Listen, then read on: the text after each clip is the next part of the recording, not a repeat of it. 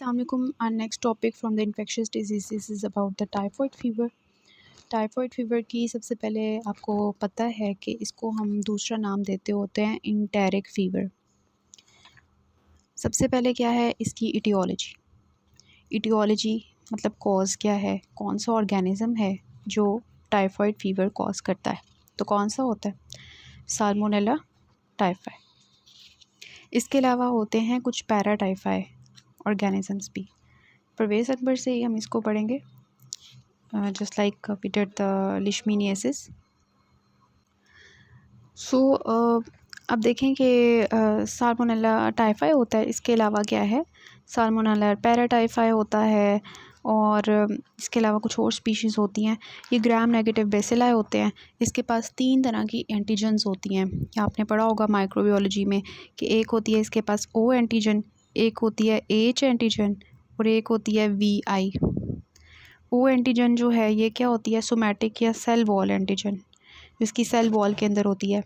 H antigen जो है ये फ्लैजेलर एंटीजन होती है, और जो वी आई होती है ये विरुलेंस एंटीजन होती है। कैप्सूल या पॉलीसैकेराइड जो होती है वहाँ पे बनी होती है, सेल का जो कैप्सूल होता है ना उसके अंदर होती है।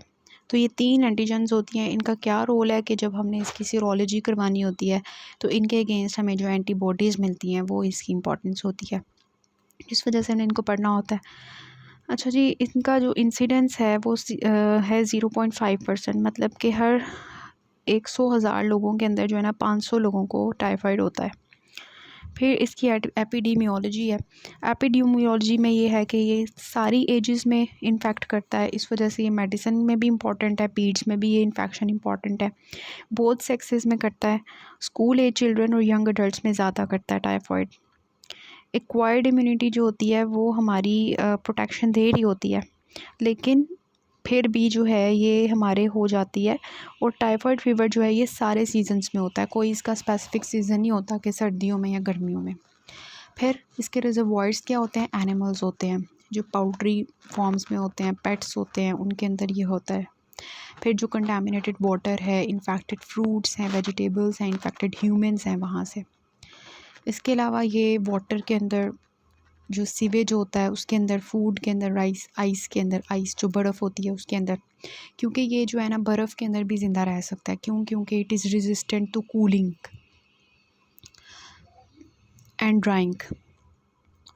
फिर क्या है कि ये जो है इन्फेक्ट करता है सिर्फ ह्यूमंस को।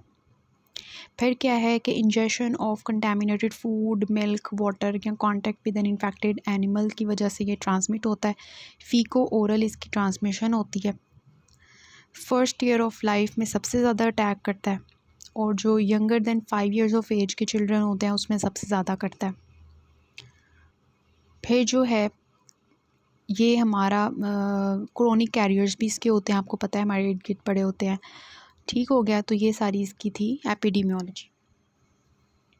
पैथोजेनेसिस की थोड़ी सी बात करेंगे। सबसे पहले क्या हुआ कि हमने इंजेक्शन किया कंटामिनेटेड फूड या वाटर को।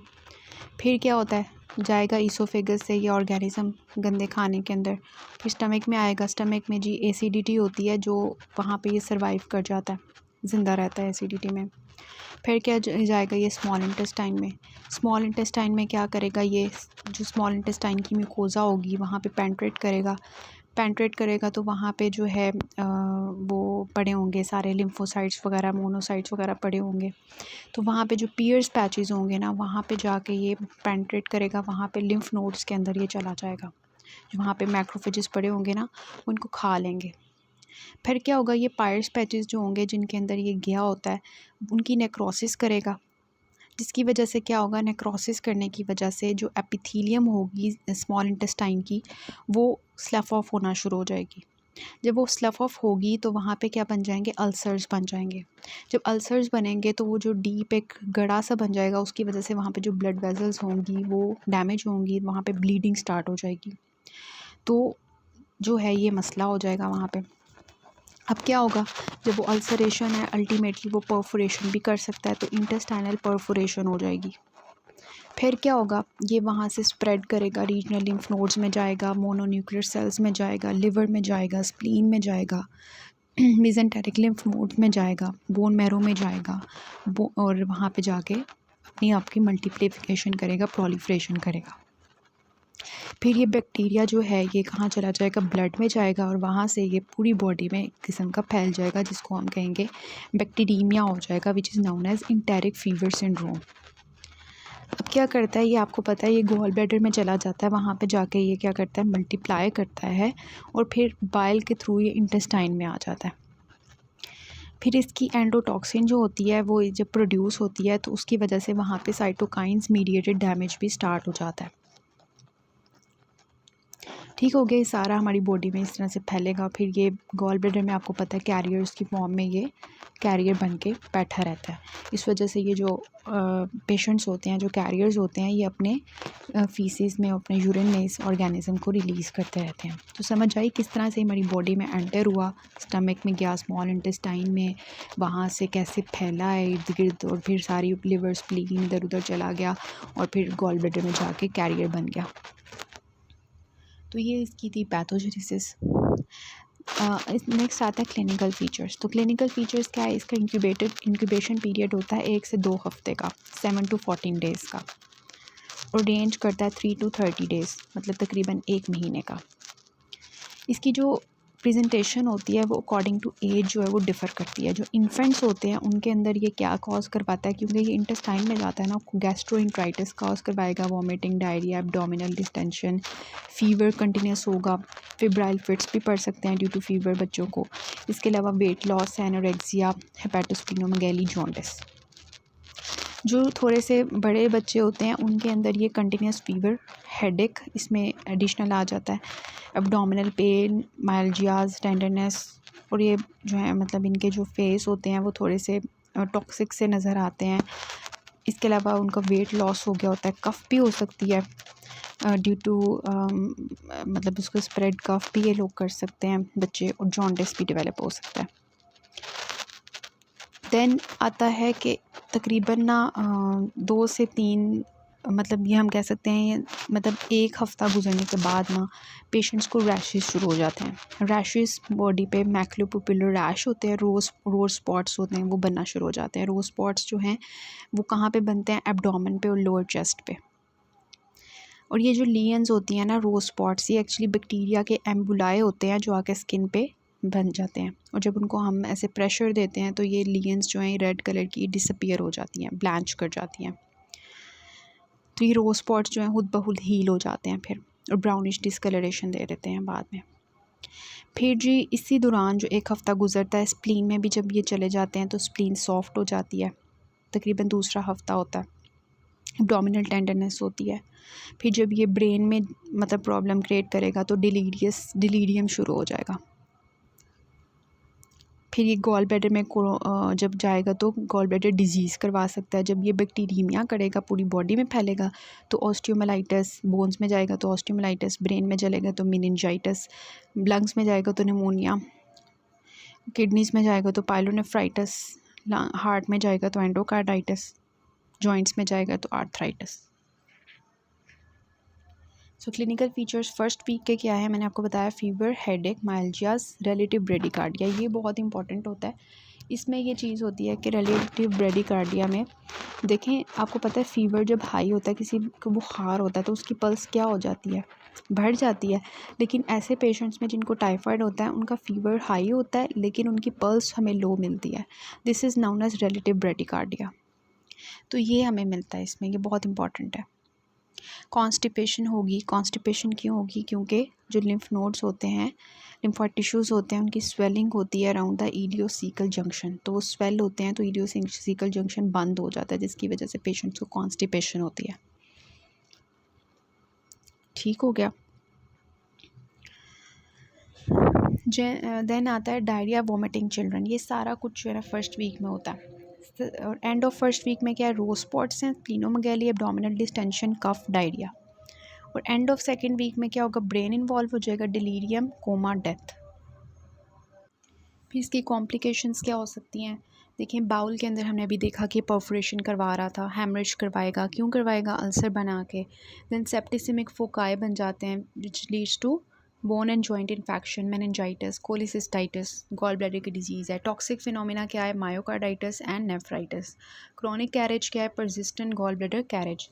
इसके अलावा पीड्स में आपको परफेज अकबर से मिल जाएगा कि एक्चुअली इंटेस्टाइनल परफोरेशन होगी, इंटेस्टाइनल हैमरेज होगा, टॉक्सिक इंसेफेलोपैथी होगी, और इसके अलावा एक्यूट कोलेसिस्टाइटिस हेपेटाइटिस होगा, pneumonia, pyelonephritis, meningitis, osteomyelitis, septic arthritis, sepsis, toxic myocarditis, bone marrow suppression हो जाएगी।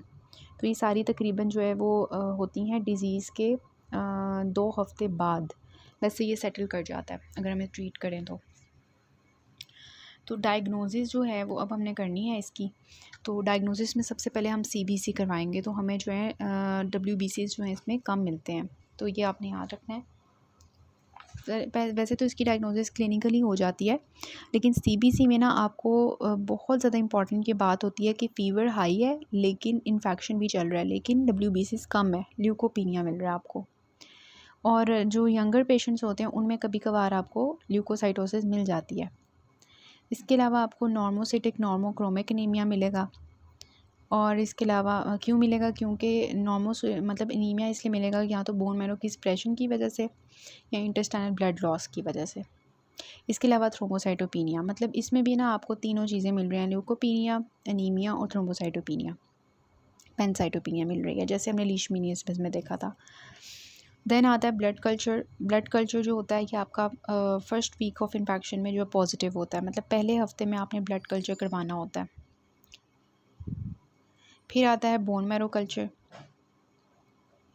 बोन मैरो कल्चर जो है ये आपका आ जाता है। बोन मैरो कल्चर जो होता है ना, ये हम करवाते होते हैं, बोन मैरो कल्चर जो है ये दूसरे हफ्ते करवाते हैं।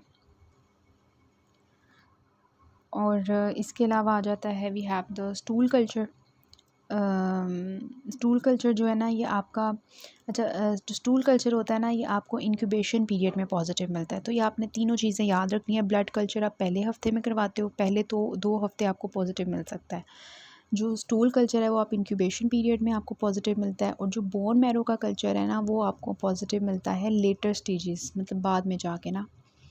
तो ये बात याद रखनी है। तो फिर आपके पास पेशेंट आएगा तो सबसे पहले आप ब्लड कल्चर करवाओगे पहले 2 हफ्तों में, इंक्यूबेशन पीरियड है तो स्टूल कल्चर पॉजिटिव है, और बोन मैरो आपको लेटर स्टेजेस में पॉजिटिव मिलेगा। तो ये बहुत इंपॉर्टेंट चीज़ होती है एक।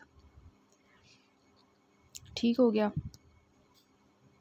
उसके बाद आता है हमारा सीरोलॉजिकल टेस्ट कल्चर के बाद, दैट इज़ विडॉल टेस्ट।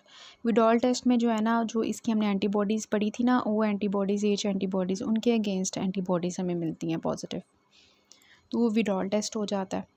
फिर होता है टाइफिडॉट टेस्ट। टाइफिडॉट टेस्ट जो होता है ये 2 to 3 डेज़ में आपको पॉजिटिव मिलता है। दैन यूरिन कल्चर जो है ये होता है पॉजिटिव, लेकिन इतना इम्पॉर्टेंट नहीं है। Blood culture, urine culture, stool culture और बोन मैरो कल्चर, ये 4 कल्चर्स होते हैं। सीरोलॉजिकल टेस्ट में विडॉल टेस्ट है और पीसीआर है। पीसीआर आपको जो है ये ऑब्वियसली उसकी जो जीन्स होंगी उसको एम्पलीफाई कर देगा। फिर सीबीसी है, एलएफटीज आप करवा लेते हो डिटेक्ट करने के लिए। तो क्या क्या है कल्चर, जिसमें हमने 4 कल्चर्स पढ़े हैं। विडॉल टेस्ट है, टाइफिडॉट टेस्ट है, पीसीआर है, स्पोर्टिव टेस्ट, सीबीसी, एलएफटीज हैं और डीडीज। डीडीज इसके क्या होते हैं? Gastroenteritis, sepsis, malaria, TB, acute hepatitis, liver abscess, shigellosis, TB, then brucellosis, leptospirosis, endocarditis, infectious mononucleosis and malignancies such as leukemia and lymphoma. then इसकी कॉम्प्लिकेशंस हमने डिस्कस कर ली हैं। मैनेजमेंट की बात करते हैं। तो मैनेजमेंट में ये 4 ड्रग्स होती हैं। सबसे पहली होती है क्लोरामफेनिकोल। फिर क्लोरामफेनिकोल मतलब इसमें ना आपकी लिखी होगी अनकॉम्प्लिकेटेड, जो टाइफाइड फीवर होगा ना उसमें पहली ऑप्शन आपके पास होती है क्लोरामफेनिकोल और एमोक्सिसिलिन। दूसरी ऑप्शन आपके पास होती है फ्लोरोक्विनोलॉन्स की, और तीसरी ऑप्शन आपके पास होती है अजीथ्रोमाइसिन। ऑप्शन नहीं कह सकते कि अगर क्लोरामफेनिकोल काम नहीं की तो फिर एमडीआर है तो हम फ्लोरोक्विनोलॉन्स यूज़ करते हैं, और फिर अगर फ्लोरोक्विनोलॉन्स मतलब उसको भी रेजिस्टेंट है तो अजीथ्रोमाइसिन यूज़ करेंगे। तो अजीथ्रोमाइसिन जो है ये बहुत इंपॉर्टेंट होता है। इन सब का जो डोजेज है वो मैं आपको बता देती हूँ। क्लोरामफेनिकोल 500 mg होती है, 4 टाइम्स देनी होती है दिन में। और फ्लोरोक्विनोलॉन्स आपकी ड्रग ऑफ चॉइस है, ये भी 500 मिलीग्राम की 2 दफ़ा दिन में देनी होती है। और ऑल्टरनेटिवली अगर फ्लोरोक्विनोलॉन्स नहीं सही काम कर रहे तो फिर हम सेफ्ट्राइक्सोन या सिफोटेक्सीम दे सकते हैं। 14 दिन के लिए हमने देनी होती है।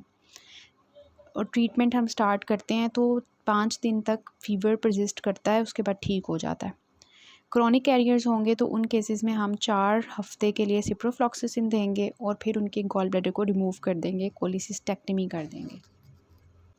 इसके अलावा ड्रग्स के साथ साथ सपोर्टिव थेरेपी होती है जिसमें हम कॉर्टिकोस्टेरॉइड्स देते हैं अगर सिम्टम्स रिजॉल्व नहीं होते, जिसमें हम डेक्सामेथासोन देते हैं।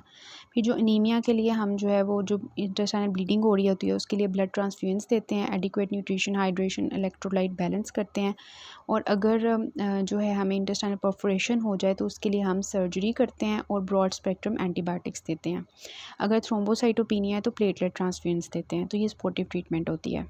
प्रिवेंशन कैसे कर सकते हैं टाइफाइड की, आपको भी पता है कि hand washing, personal hygiene, sanitary habits होंगे, प्रोटेक्टिव हेल्थ मेजर्स लेंगे, एडिक्वेट टेम्परेचर फॉर कुकिंग करेंगे, सही तरह पका के खाएंगे, पैसिव इम्यूनाइजेशन होती है वैक्सीनेशन की। ट्रैवलर्स जो होते हैं एंडेमिक एरियाज़ में उनमें हम 3 वैक्सीन्स के इंजेक्शन देते हैं, 1 इंजेक्शन देते हैं और 1 ओरल देते हैं।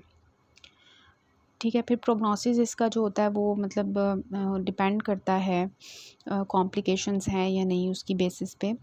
और ये है कि कैरियर स्टेट में कुछ लोग चले जाते हैं तो उनको जो है वो रिस्क होता है बिलियरी ट्रैक्ट डिजीज़ का। ठीक है। तो इसका जो मोस्ट एक्यूरेट टेस्ट है वो ब्लड कल्चर है, ये आपने याद रखना है। फीवर इसका जो होता है उसको हम कहते हैं स्टेप लैडर पैटर्न वाला फ़ीवर होता है 4 से 5 दिन का।